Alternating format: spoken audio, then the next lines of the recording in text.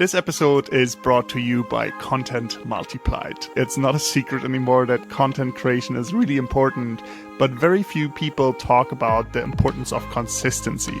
And I myself have really struggled with that consistency. And for that reason, I looked for a solution, and Content Multiplied was a really good one for me. Since using them, I've been able to focus on what I enjoy the most, which is recording podcasts, while Myla and her team are really taking care of everything else. Whether you have a podcast, you're holding keynote speeches, you're doing a YouTube series, you're writing a blog, a newsletter, a book, the Content Multiplied team can really take whatever you're producing and repurpose it into a series of micro content, and suddenly you have dozens and dozens of pieces that can be shared for you, and Content Multiplied even takes care of that for you. Unlock your content superpower with Content Multiplied and go to contentmultiplied.com today. That's contentmultiplied.com. Thanks, Myla, and let's go into the show. You are listening to Impact Hustlers, and I am your host, Michael Schaffrath. I have made it my mission to inspire the next generation of entrepreneurs to solve some of the world's biggest social and environmental problems. And for this reason, I am speaking to some of the best entrepreneurs out there who are solving problems such as food waste, climate change, poverty, and homelessness. My goal is that Impact Hustlers will inspire you either by starting an impact business yourself, by joining the team of one, or by taking a small step, whatever that may be, towards being part of the solution to the world's biggest problems. In today's episode, I speak to Brian Greenberg, the CEO of Silicon Schools Fund. Silicon Schools is funding the creation of a new generation of schools that personalize learning and leverage technology and innovative education models to create the schools of the future. Silicon Schools has launched about 75 schools, serving more than 30,000 students so far. So the lack of innovation and the ignorance of state-of-the-art learning science has been a really personal frustration of mine. I remember since being a school kid that I was super frustrated with the way the school system worked. I like to think of myself not as that old, but we had like super scrappy computers. They asked the students to actually teach IT to other students. So I was one of the teachers suddenly because the teachers didn't know how to teach it. And also the educational methods were really still stuck in the industrial age, I would say. And it seems like the change, at least from a European perspective, from what I've seen in Germany, from what I've seen in the UK, is really painfully slow in terms of bringing the school and the education system into the 21st century. And that's why I'm really excited to talk to you, Brian, because you're one of those people bringing the education system into the 21st century with Silicon Schools Fund, and excited to have you on the show. Well, thank you for having me. I'm excited for the conversation. Thank you so much. So you've actually spent your entire career pretty much in the education space. You've worked as a teacher, you've worked across different leadership roles in the education industry. Give us a bit of an introduction of yourself and why are you doing what you're doing?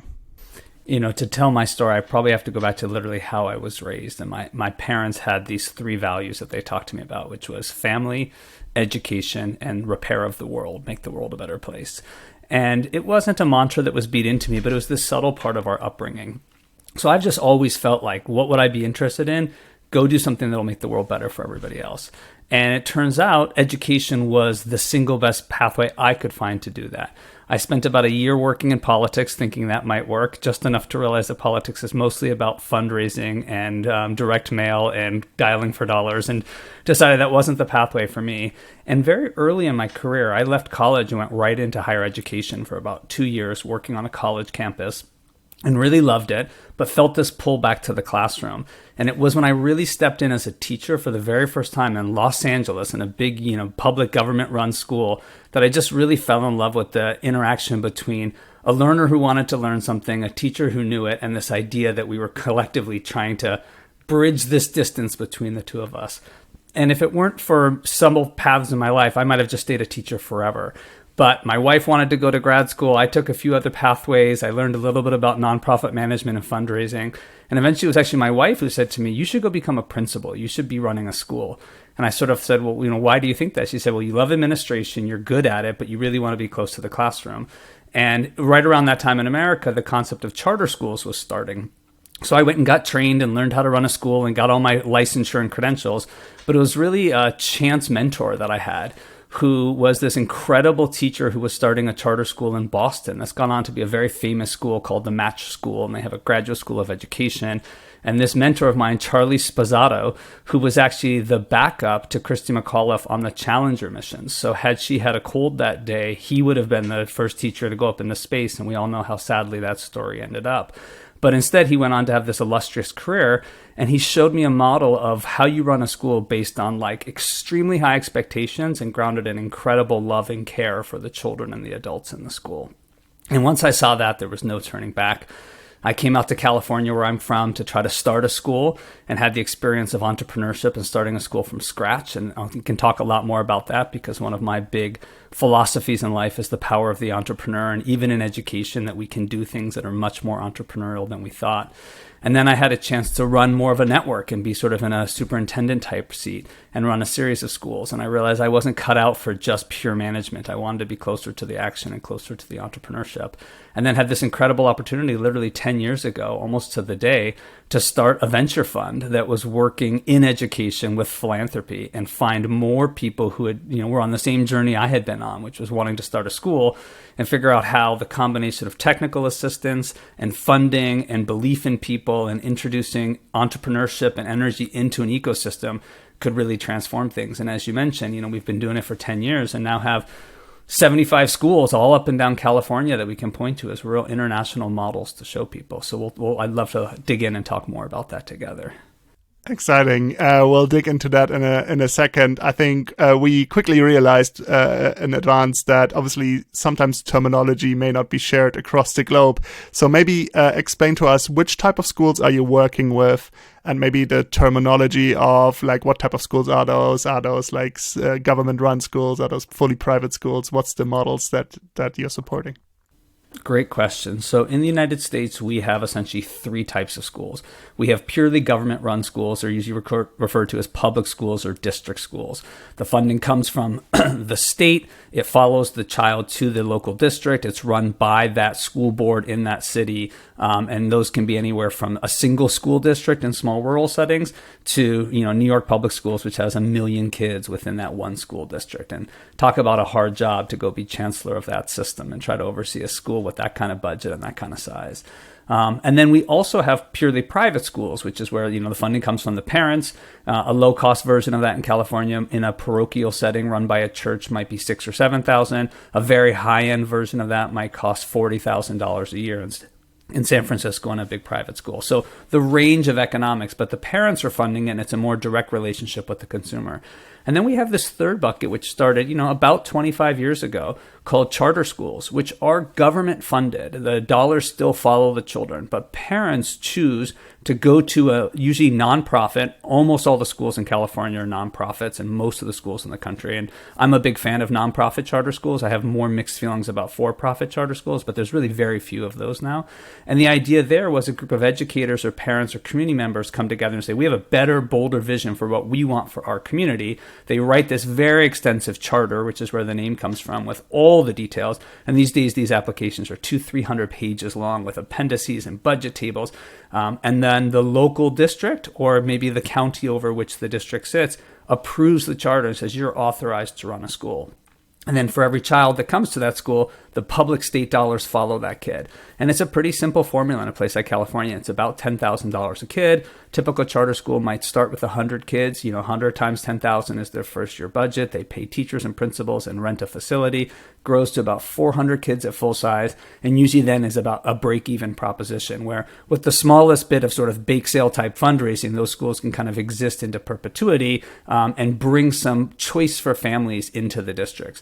And in some cities and localities, locales, it's 25% charter now. Typically, it's more like 5 or 10% across the country. And we work with all types of those schools. We've always said we are agnostic to the governance structure.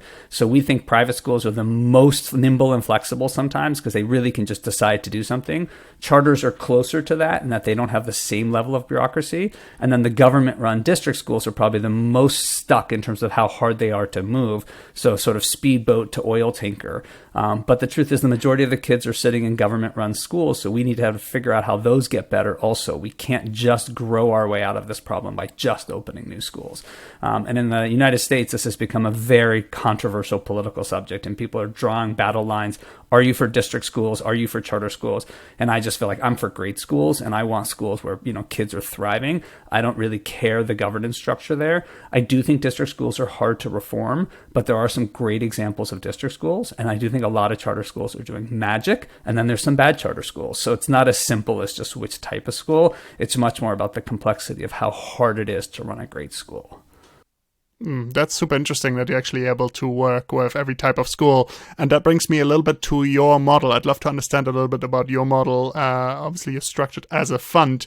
You even kind of likened it a little bit to a venture fund. I'm sure there's some differences, but like, how does your model work in terms of the fund, and how do you fund these schools? Yeah, so Silicon Schools Fund is a 501c3 nonprofit. Typically, people would call us a foundation. But we very much model ourselves and build our structures off of sort of a venture capital model. The difference is, whereas venture capital is raising money from limited partners and investing it for profit, we are raising money from limited partners and investing it for social impact. And so really, it's a very simple proposition. We go to a handful of incredible investors, and we should talk more about venture philanthropy because it's a really interesting model. And even the collective version of that, like we are as a fund, an individual family could have chosen to do this with their own set of funds and donated. And, we work with some very wealthy people who've had incredible success in the business sector. But by doing it collectively with a group of 10 or 15 of them coming together, we write a business plan as Silicon Schools Fund. And the Silicon Schools Fund itself is quite small, like a lot of venture funds. We're only a 5-person shop. And we do that because we don't want to spend a lot of money inside our doors. Our whole point is to sort of be a pass-through to deploy that capital. And we go to these very, dedicated investors, and we say to them, we think if you give us this funding, we can have an incredible social return by going out and finding the best entrepreneurs working in the space and doing really hard diligence on them, spending time with them, evaluating their business model, getting into the educational system that they're proposing, walking classrooms with them, speaking to a ton of references. We really go deep like you would if you were making a venture investment. And then when we do decide this is an entrepreneur worth backing, we write a pretty substantial check that was tranched out over several years. So in the United States, give or take, we think it costs between $1 to $2 million to launch a new school. And that's the money you spend before the school opens, because you have to have somebody who's doing all the planning and the recruiting of teachers and recruiting of students. And in that year zero before they open, there's no funding because you don't get funding until you open. So they need that startup, just like a startup organization before their pre-revenue needs to have funding. And then in years 1, 2, and 3, while the school is growing, they're spending more than they're bringing in because they have all their fixed costs still, but they haven't yet grown to full enrollment. And enrollment comes, is your revenue source. So they're essentially pure loss centers in year zero, and then slowly moving towards break even. And by the time they hit break even, that $10,000 or so in California that follows the kid usually is enough to pay for their full operation. So that $1 to $2 million is a big hurdle for a young educator who wants to go start a school. They don't have that access to that kind of capital. So we exist to find the investors who care deeply about education, who want better models, who want better outcomes for kids, particularly the kids who would be the least likely to have a great school on their own, which in the United States sadly ties too closely to race and economics, as we all know. And we think of schools as this great social leveler, but sadly right now it's not. Sadly, your zip code pretty much determines your future economic outcomes unless a great school enters into your community or a school becomes a great school. And then the sky's the limit for what kids can become. So we raise this philanthropy. We then make these investments in schools, and our investments might be $600,000, $700,000, $800,000 to help launch a school. And usually we try to limit the amount of that we spend before the school opens, because that's the riskiest capital. And then as the school opens and grows and shows us that they are enrolling enrolling students as they've said they would, they're getting great outcomes for kids, we can walk the classrooms. We're very hands-on as an investor. We like to go in and see the schools. We really believe, most of my team members are former educators themselves. So we really are very high touch in what we do, which is why we think the power of being in one community, in one region is helpful versus we have to fly there to visit the school. And then we support them in those first few years. And then ultimately the school hits break even. It's wildly successful, hopefully serving a lot of kids. They don't need us anymore. They become an alumni, and many of those 75 schools we work with are in this bucket now, and we move on to the new crop. So each year we have the class of 2022 coming and the 5 or 6 or 7 new schools that we're going to open. And they need a lot of support in that year 0 and year 1. And by year 4, we're usually just shining a spotlight on them, learning from them, or networking them with each other. Amazing. And then is there any sort of cash flow again from the schools back to you, where there's some sort of... there is not. Yeah, this is pure philanthropy. So, we give them money and they give us outcomes for kids. But that deal has worked really well for us, because if you go to our investors and say, look at these 75 schools, look at the outcomes they're getting, they think, I could not have bought that with my money without this exchange. So it really is a philanthropic fund. We are dependent on philanthropy into the perpetuity, but each 5 years we set a new business plan and go out and raise a new fund. On our first fund, we raised about $25 million and said, could we raise this much money? Could we start 25 great schools? And we came in under budget and over numbered. So people were really excited. We did it a year earlier than we thought we would. And everyone said, do it again, go a little bit bigger. So our second fund was a 5-year, $40 million fund. And we're now just about to launch, or we have literally just launched this last month, our third fund, which will be about a $45 million fund over the next 5 years. And I really like the discipline of this structure, because we really spent almost a year mapping out how many schools can we open? What else besides launching schools do we need to do? What does this look like to improve existing schools? How about the training of teachers? And each fund, we map out a little bit of a different value proposition of where we want to invest and the kind of innovations we want to support. So this newest fund, the Opportunity Fund that we're now launching, is a really neat combination of launching new schools, which we'll do about 25 more schools over these next 5 years, and then a big bet back on our origin story around betting on innovation. So we are going out there saying, as much as people think a lot has been discovered around new models of education, we think we're in the very early days of this movement, and there needs to be flexible, risk-tolerant capital looking for great entrepreneurs and great ideas. So we're going to be making some bigger, bolder bets, and knowing that they won't all pay off, but especially if they're not in the form of an actual school, if they're a new tool or a new training model, we can take even greater risk there, because the worst thing that happens is we lose some philanthropy. The best thing that happens is we get this incredible outcome that shapes the education system. And then, like I mentioned, we are spending more time thinking about how do you improve existing schools too. So we've brought in from just being about launching schools to being launching schools, improving schools, and then really going after big, bold innovations. Wow. Super exciting. Is there like a very common set of criteria that you apply to all the schools that you invest in terms of, obviously, let's say, use of technology or teaching methodology? Obviously, there is all kinds of scientific insight into how people, and especially kids, learn now that needs to be updated in schools. But there's also different methodologies. There's people that love the Montessori model. There's like mastery-based education, things like that. Do you follow a certain type of model, or do you have certain criteria by which you say, this is a good school, this is not so good school? I've been answering a version of this question for about 10 years now, and it's a great question, and everybody wants to know. I think the best answer I can tell you is that we have come to believe that different communities and different kids need different solutions. So although I love Montessori, and my own child went through Montessori preschool, and we work with some Montessori schools now that are trying to figure out what that looks like for early elementary grades, it's not for everybody, and it's not the only model that works. And then we have other schools that are much more sort of back to basics. They really believe in classical studies and some of those things. And for some families, that's a great option. What we do know is across all of them, some things should be true. true. So thing one, we believe that you need to be run by great educators. And that's a lot about what is their track record, how clear is their vision, how much do they have the full suite of tools it takes to launch a new school. And I'm telling you, one of the hardest jobs in the world, literally one of the hardest jobs in the world, is to be a founding principal of a brand new school. You have to be exceptionally good at teaching yourself, teaching and coaching adults on how to become great teachers, external communications and politics to win an approval to get the school open and deal with all the politics involved, operations on a daily business for that might be about a $5 million P&L, give or take, finance, and school culture, which is how do you get a group of teenagers to believe in your vision and do something extraordinary versus rolling their eyes and just walking away. And to ask any one human being to do that almost by themselves is truly unfair. And that's why so few schools are able to just sort of hit a home run by themselves. Obviously, it's usually a team that's doing this, but the margins in schools are quite small. By the time you pay for all your educators, you don't usually have a lot of extra adults running around a building. So it really is a little bit of this exceptional leader or team of exceptional leaders that usually pulls off a great school. So we're always looking for that as the number one indicator. We obviously dig deep on their finances. Like, does this model make sense? Are they paying a competitive salary but not spending so much on facilities that they break their budget and won't be able to make it work? And sadly, most new schools end up shutting because of financial issues more than educational issues.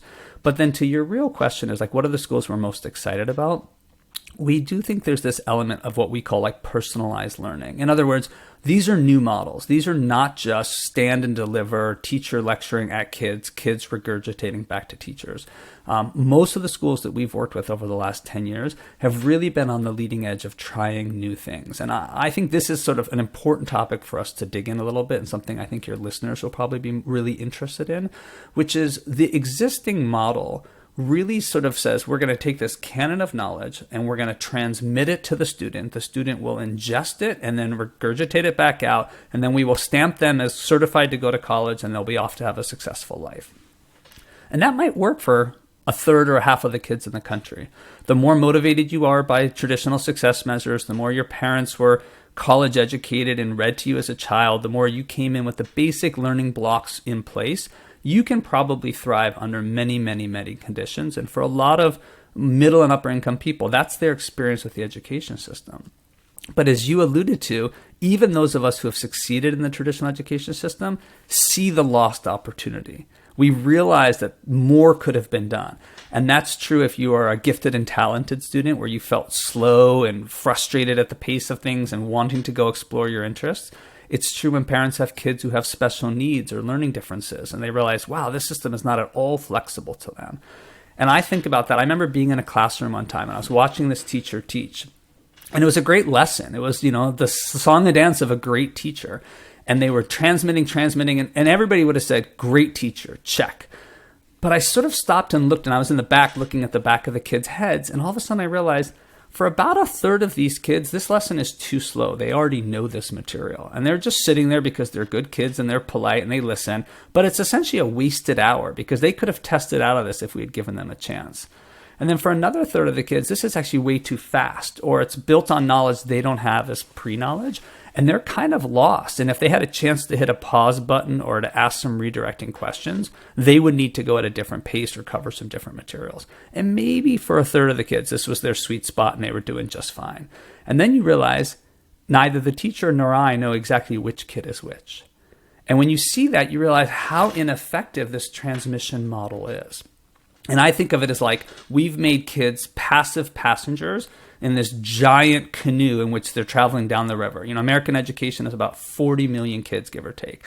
And they're sitting in this canoe, and a handful of educators are breaking their back trying to paddle themselves down this river.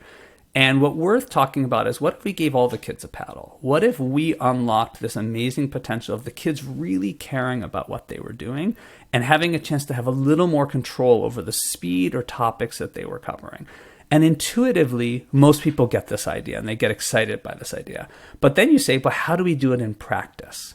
Because if it's just one-to-one education, it's easy, right? We know that one-to-one tutoring works exceptionally well. And if we could afford every child having their own tutor, the tutor pretty quickly, even a not so well-trained tutor, can figure out what the kid does or doesn't know, help them, ask them, the kid participates, they're off to the races. But economically, we can't afford that. We can afford about 25 to 1 because we're only willing to pay about 1/25 of the average teacher's salary per kid across the whole system to make this work. And then you say, well, how do you do this for a classroom of 25 kids?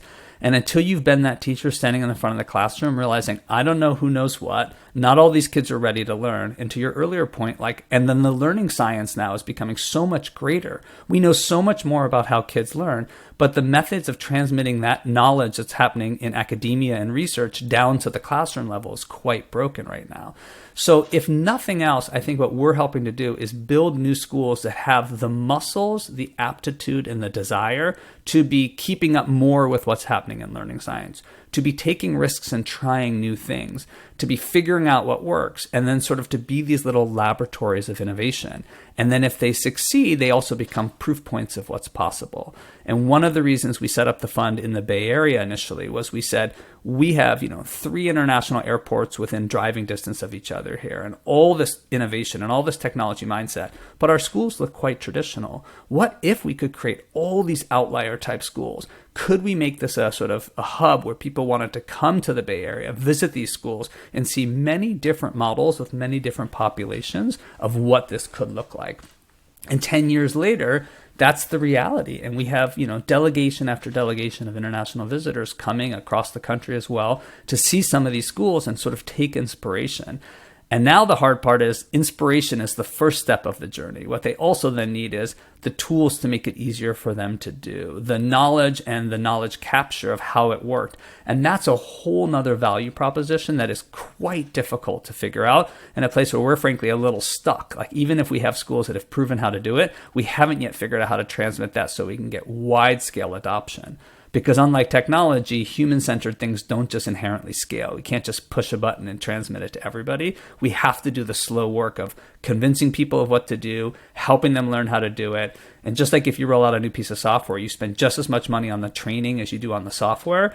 We don't do that in education. We sort of presume once a teacher has been minted by their university and approved, that they can just do a few days of professional development a year and that's enough. And the truth is we won't solve our problems if we don't have more time and more money for teachers to be getting trained and learning some of these new solutions. Just a really quick break from this episode to let you know a little bit more about our podcast producer and content agency, Content Multiplied. With all the moving pieces of a business, you can't be stuck managing and creating new content all the time. That's why I've started using Myla and her team at Content Multiplied. It's really an all-in-one content management and repurposing solution that can handle all your content needs. Visit them at contentmultiplied.com today. contentmultiplied.com. Okay, let's get back to the episode. Do you think that's a problem that you'll put much more focus on solving, or do you think that's an opportunity for entrepreneurs to go in and look at kind of teachers training, educational methods, kind of having something that could scale potentially to much more schools? I do think this is a great ripe area for entrepreneurs to enter. I can tell you so many stories of amazing entrepreneurs. There's a school of education out here now called Alder, ALDER. It's based out of California. Now you see them, they're the Alder Graduate School of Education, and they're on their way, are now certified to train teachers. But 6 years ago, when Heather Kirkpatrick, this great entrepreneur, decided to start the school, she was just working within a charter network saying, we need to do a better job of training our own teachers. And they spent years building a model to do so. And then finally, we and others said to her, you should be helping more schools. It shouldn't just be for your organization. And now districts and charters come to her and say, can we send you our teachers? Will you train them? Because we think what you're doing is better than what we're getting out of the traditional state-sponsored universities of the kind of teacher training.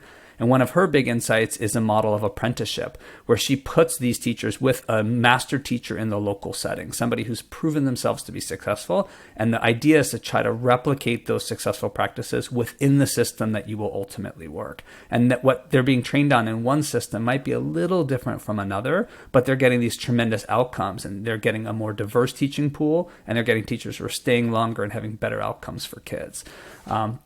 I also think on the issue of entrepreneurs entering this space, the traditional vision of kids go to school from, call it 8 a.m. to 3 p.m. from the fall till the late spring, is in many ways just way too antiquated. And I don't know if this will ever change.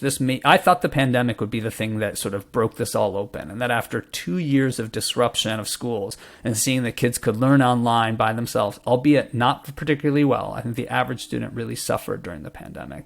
But I thought with all that we've been exposed to, essentially for 2 years, many children sort of took their learning under their own control. They decided when to get up and get a snack. They decided when to go use the restroom, what to work on next. I watched it in my own home with my, elementary and middle school age kids figuring all this out, that when they came back to school in person, that inherently we would kind of build on the agency that they had shown during these years.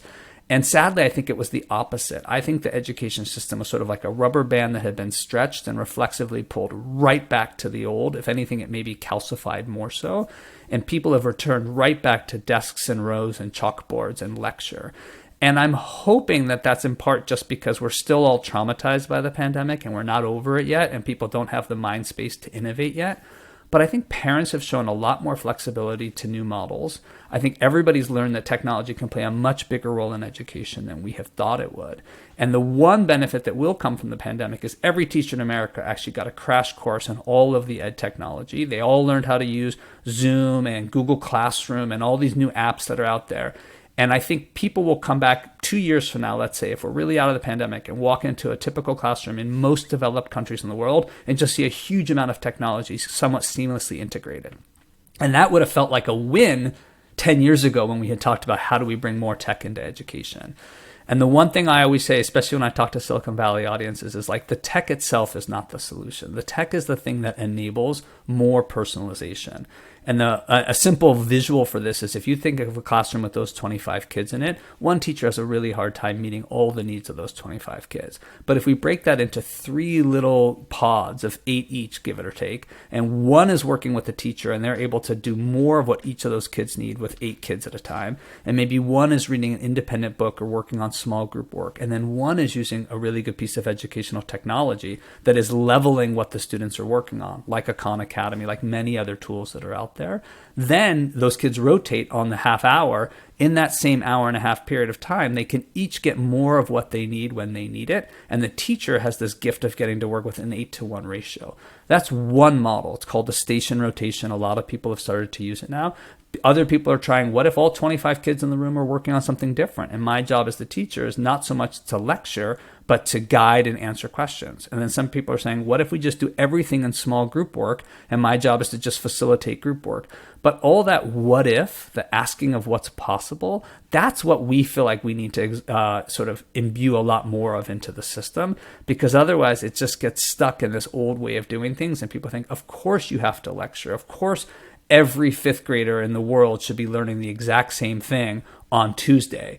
And the answer is like, anybody with more than one child knows that that's not true within their own household, let alone across an entire classroom full of students. Got it.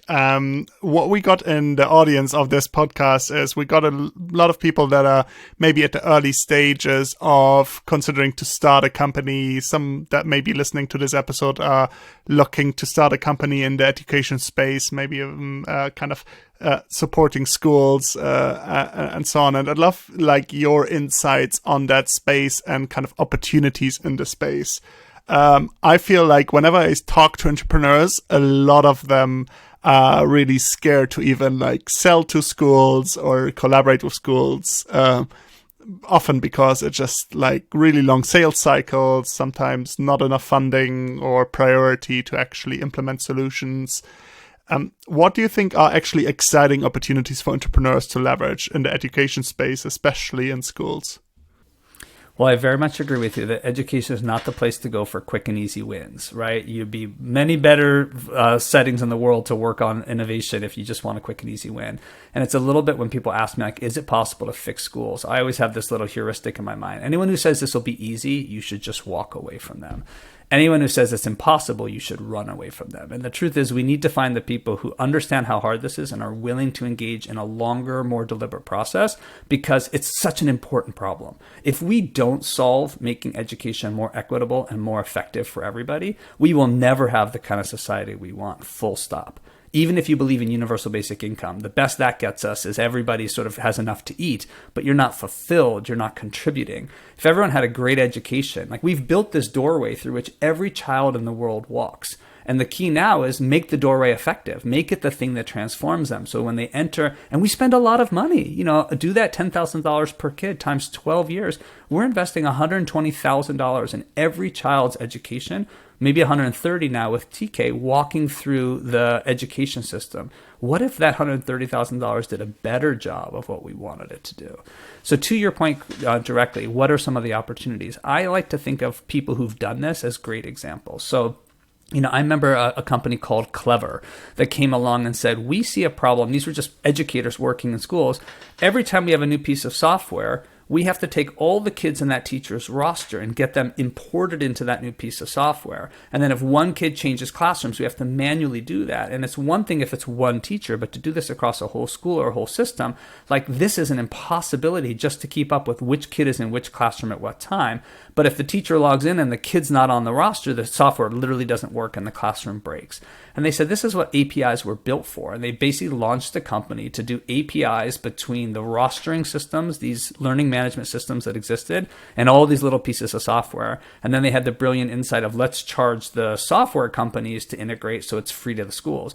And Clever quickly took over something like half the schools in America. And they were just recently acquired by a company called Kahoot, which is a European company with this really fun testing software. And I think it's been a universal win for kids, and I think it was quite successful for their investors and their entrepreneurs. Again, folks who saw a clear problem and went after it. You also see entrepreneurs entering in the education space. We have a school that we love called Design Tech High School. It's over in the South Bay of the Silicon Valley area. When we met these two entrepreneurs, Ken and Nicole, they were a teacher and an assistant principal in a big government school. And they said, we have a vision for a better school. We want to use design thinking, which is, a very common concept out here, based out of Stanford University in many ways, get closer to the users, have the people understand the user's problem and design solutions for your users. And we think that's a good organizing principle for a school and teaching kids design thinking and layering all the education into it. And when we met these entrepreneurs, you could just tell that they had seen a problem that they could no longer unsee. They were going to die trying to solve this problem of how do we have kids own their own learning more, be more excited by what they're doing, and become creators themselves.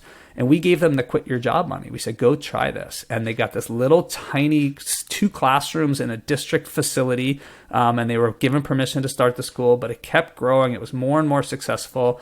They were close to where Oracle's corporate headquarters were, and Oracle said to them, we really like this school, and a bunch of our employees are volunteering here. Can we do something more formal? And they started sending more volunteers over and building these intersessions together where the employees from Oracle were teaching giving their teachers breaks to do training and learning on their own. And eventually Oracle just said, we should build you a campus, because that's the thing they needed most, was a physical building. And literally one of the first examples in the world of this, if you go to the Oracle corporate campus now, there's a beautiful brand new high school built by Oracle purely philanthropically for this government public charter school being run by these two entrepreneurs who just said, we have a vision of something better. Now that's obviously like beyond all expectations, but we were so proud of like the little bit of money we could give to make this possible and these incredible entrepreneurs who could make it happen. In terms of what I think is coming, I think people should spend a lot of attention on the what we call one-to-many teaching opportunities. In other words, if you have a great teacher, why are they only able to reach 25 kids at a time per hour? In the best of settings, maybe they're reaching 125 kids a day. That best teacher, Sal Khan is a pretty great teacher. What he's done through his platform is to be literally reaching millions of kids a day. And that may be one format, but it also may just be that, we saw during the pandemic, one of our colleagues' schools in China couldn't get their teachers back because of the shutdown. So they called a partner school in Singapore and said, do you have a calculus teacher who we can watch? And they said, yes. And they started Zooming that teacher in. And it turns out that teacher was a much better teacher. And so suddenly their kids were thriving because they had this great calculus teacher, even though they were in Singapore, teaching them while they were in Beijing. And those sorts of opportunities, now people are starting to innovate. Well, what if we did provide on-demand teaching? I think everyone's curious, does it have to be live or does it work if it's recorded? And I think the answer is some hybrid is probably important. If it's purely done and recorded and canned and on the shelf, it's hard to keep the relevancy. If it's always live and always present, it's hard to get the logistics of scheduling. So there's just all these incredible opportunities. But the thing I often remind people is if you just want to make money and be successful, go build a little tool that deals with the efficiency of schools. If you really want to have impact, you got to get under the hood of teaching and learning. And you have to figure out something that's closer to the core of why are children having trouble learning something? What's a better way to help them teach it? And you have to be in proximity to schools and to kids. And that's why it's hard, to your point, if you're a complete outsider. One of the best things I would say is find some local schools, find people you know who work in education, volunteer, join the board of a school, get closer to the action so you can understand what the real problem is and try to build solutions that matter. Amazing. I've got one more question for you, and that is about the future and Silicon Schools Fund. If you think about the next 10 years, how does the world look like in 10 years' time if your work with Silicon Schools Fund is successful? So one of the things we're trying to do is we're trying to bring more investors, philanthropists, policymakers, decision makers, influencers into the world of innovation and education. And part of the way we do that is by not giving them false promises. I will not solve this problem 10 years from now. I promise you, when my children are 10 years older, they will not have the dream education system I hope for them yet. 50 years, 100 years, I'm hoping we can make some serious progress. But just like anyone who's honest about the environment knows, we're not going to turn this thing around in just 10 years' time. This is a longer event horizon than most people have. I think if we can attract more people and give them hope, one of the hard parts about working in education is you see all the downsides. It's hard to see some of the hope and the opportunity. And I think that's where sort of finding these examples where we can show what's working. Video and the internet is a game changer. Being able to capture things and show people and have this training opportunity is a game changer. I also think the EdTech products are getting better and better and better. When I started Silicon Schools 10 years ago, we had a few good math programs and that was about it. Now you can get incredibly good software in the sciences, education, English, learning foreign languages, and that's only going to get better. That's Moore's law, right? Technology will keep improving. But helping educators learn how to use those tools and have a much more dynamic, classroom feeling. So my hope is 10 years from now, we have more decision makers, influencers excited about education, believing in it. We have more proof points of what's possible, and that a typical day still has a kid going to school most likely because there's a custodial function and parents need a place to send their kids. But that when the kid walks into school, the kid has much more agency about saying, I know what I'm here to do today or this week or this month. And I've picked some decision making my own of how I'm spending time. And there's some flexibility built into the day where maybe a kid can go to a library type setting and work independently for a large amount of time. And guess what? That's a cost savings to the school because now you have smaller class sizes for the teachers who are working one-on-one with kids. And that kids could get more clarity on exactly what they need to do to be ready to go be successful, and that there's more pathways for kids to be successful. Because right now, if you like math or you like reading and writing, you're pretty likely to succeed in school. If you don't, it's really hard. And the fact is the world needs lots of different skill sets. So I think part of the solution is saying, let's not try to teach every kid everything just to this very surface level of knowledge. Let's allow kids to go a little deeper in the areas they're most excited by. We need to ensure every kid knows how to read and write. We need to ensure every kid has basic numeracy skills. But if we allow more time for kids to develop some passions, if school makes them feel a little more alive and in charge, we think kids will just bring 2x the energy, 10x the energy. And that's the secret resource we're not tapping into in education, is that the kids care and want to do better because the educators are trying. They are working so hard, but they're working in a system that is almost doomed to fail because it is just so difficult to do this old-fashioned model for every kid. And I don't pretend to know the exact solutions. I know the kinds of problems we should be working on. And I think the more that we attract great entrepreneurs, capital, decision makers, and flexibility for these schools to try this, the more we figure out what's actually working through real research, through real documentation, and the more we spread those practices, that gives me hope for what 10 or 20 or 50 years from now schools could look like. Thank you, Brian. This was truly inspirational to listen to you and see you make a change for real in that space. Thanks so much for joining us today, and can't wait to catch up again in a few years and see how it goes. I really enjoyed it, Michael. Thanks so much.